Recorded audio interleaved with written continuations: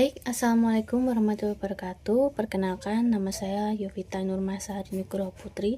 Saya dari kelas perpajakan LPEAK. Hari ini saya akan membahas tentang konsep dasar dan filosofi perpajakan dari materi yang sudah dipaparkan oleh kelompok 1 minggu ini di kelas perpajakan. Sebelum itu, pertama-tama mari kita pahami bahwa pajak itu adalah sumber utama penerimaan negara yang digunakan untuk membiayai pembangunan, pendidikan, kesehatan, dan berbagai layanan publik. Pajak juga berperan penting dalam menciptakan keadilan sosial melalui distribusi pendapatan. Dalam konteks bisnis, pajak itu bukan hanya kewajiban, tapi melainkan faktor strategi seperti pengambilan keputusan, kemudian perencanaan keuangan, investasi, hingga manajemen risiko.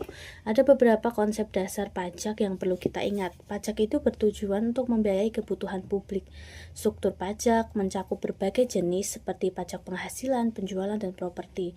Pajak itu mempengaruhi strategi bisnis kita, sehingga perusahaan itu harus bijak dalam perencanaan perpajakan. Namun di balik itu ada tantangan seperti kompleksitas regulasi dan resiko ketidakpatuhan. Meski begitu, terdapat pula peluang, misalnya melalui insentif pajak.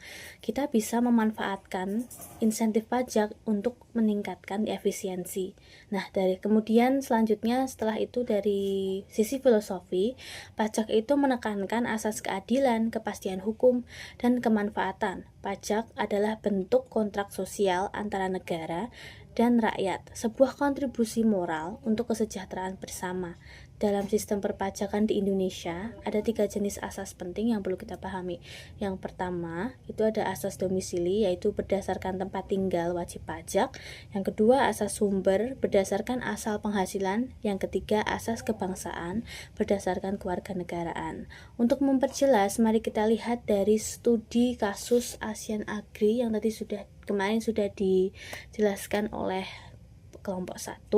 Nah, di perusahaan ini itu ternyata terbukti melakukan manipulasi laporan keuangan melalui praktik transfer pricing dan pembukuan ganda sehingga merugikan negara triliunan rupiah. Kasus ini itu menunjukkan pentingnya pengawasan ketat, regulasi yang jelas, dan penegakan hukum tegas yang juga dibarengi dengan kesadaran moral pajak.